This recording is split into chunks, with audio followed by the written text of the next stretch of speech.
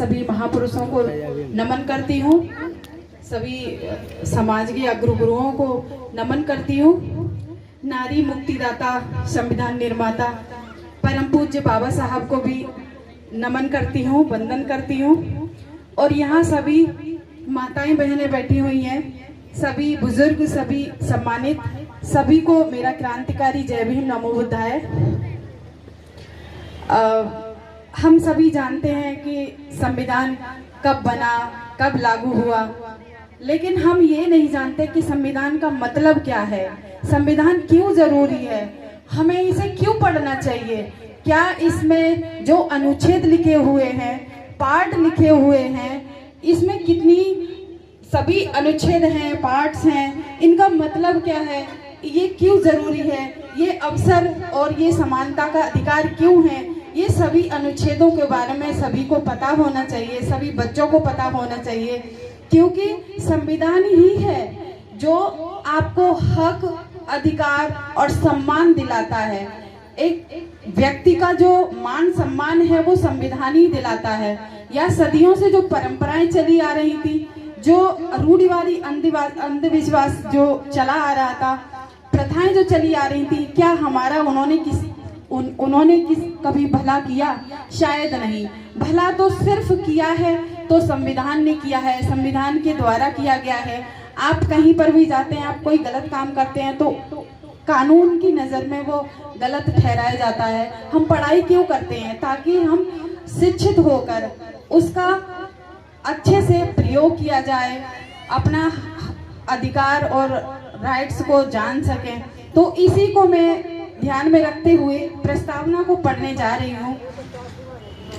सबसे पहले है, हम भारत के लोग भारत को संपूर्ण प्रभुत्व संपन्न समाजवादी धर्मनिरपेक्ष गणराज्य बनाने के लिए और समस्त नागरिक सामाजिक, आर्थिक, राजनीतिक न्याय, विचार अभिव्यक्ति, विश्वास, धर्म और उपासना की स्वतंत्रता, प्रतिष्ठा और अवसर की समानता प्राप्त कराने के लिए उन सबको व्यक्ति की गरिमा, राष्ट्र की एकता और अखंडता सुनिश्चित कराने वाली बंधुता के लिए दृढ़ संकल्प होकर अपनी इस संविधान सभा में आज दिनांक 26 नवंबर 1949 को एदत द्वारा इस संविधान को अंगीकृत, अधिनियमित और आत्मसमर्पित करते हैं। जब संविधान बना था, लागू नहीं हुआ था, लागू 26 जनवरी 1950 को लागू किया जाता है।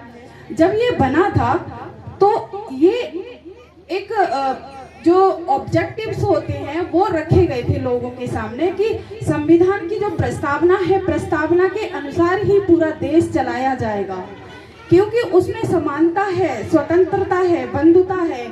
जो शब्द जो है तथागत गौतम बुद्ध के ही पंचशील के द्वारा ये शब्द निकाले गए हैं। और 1779 में जो रूसी क्रांति हुई थी तो ये शब्द ये लिखा है कि ये शब्द जो है तीनों फैटर्निटी, जो स्वतंत्रता, भाईचारा और बंधुता की ये शब्द जो हैं कि रूसी क्रांति से लिए गए हैं, लेकिन रूसी क्रांति से नहीं लिए गए हैं। रूसी क्रांति से पहले भगवान बुद्ध के द्वारा जो शब्द दिए गए थे वहां से लिए गए हैं, यानी वहां से कॉपी की गई है ये चीजों को।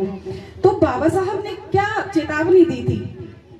भारतीय महापुरुषों ने गैर बराबरी व्यवस्था समाप्त कर समता मूलक समाज विकसित कर संविधानवादी राष्ट्र निर्माण के लिए 26 नवंबर 1949 को तथा 26 जनवरी 1950 को कसम खाई थी। और उन्होंने कहा था कि अगर सत्ता संविधानवादी लोगों के हाथ में नहीं रही तो लोग ही लुटेरे इस देश को तबाह कर देंगे।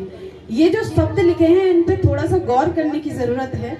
हमारे देश में अनेक बार मनुवाद, पूंजीवाद, वर्ण और जातिवाद, अंधविश्वास सभी कारणों ने अपनी स्वतंत्रता गंवाई है।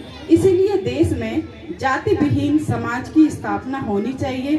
आप किसी भी दिशा में मुड़े, जाति वह राक्षस है जो आपके हर रास्ते में आता है और आगे बढ़ने से आपको रोकता है। आप राजनीतिक, आर्थिक सुधार नहीं कर सकते जब तक आप इस जाति के राक्षस को नहीं मार सकते। जिस समाज के बुद्धिजीवी जिस समाज का बुद्धिजीवी वर्ग अपने ही समाज के प्रति बेईमान और भ्रष्ट हो, उस समाज का सत्यानाश करने के लिए दुश्मनों की जरूरत नहीं पड़ती। खतरा मुझे उन लोगों से नहीं है जो मेरे संविधान से छेड़छाड़ करते हैं। खतरा मुझे अपने ही समाज से है जो आरक्षण में पढ़ लिख कर नौकरी पाकर विधायक बनकर MP बनकर मंत्री बनकर दुश्मन के तलवे चाटते हैं और अपने समाज को धोखा देते हैं। 15 अगस्त 1947 को तुम्हें गुलाम बनाने वाले आज़ाद हो गए, पर तुम्हें 4000 से पूर्व गुलाम बनाने वालों ने तुम्हें आज़ाद नहीं किया। स्वतंत्रता प्राप्त होने के बाद भी हम शोषित पीड़ित ही रहते। ऐसी स्वतंत्रता किस काम की? जाति विहीन वर्ग समाज की स्थापना के बगैर स्वतंत्रता का कोई महत्व नहीं है। जैसे राज्य के लिए स्वराज जरूरी है, वैसे ही अछूतों के लिए धर्म परिवर्तन जरूरी है।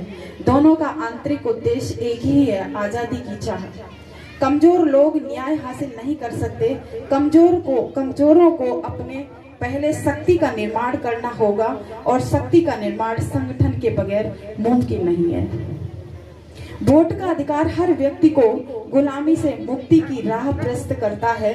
मैंने वोट का अधिकार बहुजन समाज को दिलाकर अपने जीवन की सबसे महत्वपूर्ण राजनीतिक लड़ाई जीती है। दुनिया में विचारधारा राज करती है, व्यक्ति तो बदलते रहते हैं, इसीलिए स्वयं को मजबूत करने के बजाय अपनी विचारधारा को मजबूत करो। तो साथियों, मैं सिर्फ यही कहना चाहूंगी कि देखिए, संविधान हम माने नहीं माने, लेकिन संविधान को पढ़ना जरूरी है, क्योंकि जो संविधान कहता है उसके अनुसार देश चलता है। शासन व्यवस्था, राज्य में जितने भी मंत्री हैं, राष्ट्रपति, प्रधानमंत्री, सभी के जो पावर्स हैं, जो अधिकार हैं, वो सिर्फ संविधान में ही लिखे हैं, किसी ग्रंथ में नहीं लिखे। क्योंकि संविधान ही एक ऑलरेडी एक ग्रंथ ही है, एक डॉक्यूमेंट है जिसके द्वारा देश चलता है। यही बात मैं कहना चाहूंगी। आपने मेरी बात को ध्यान से सुना। सभी को शुक्रिया, साधुवाद, जय भीम, नमो बुद्धाय।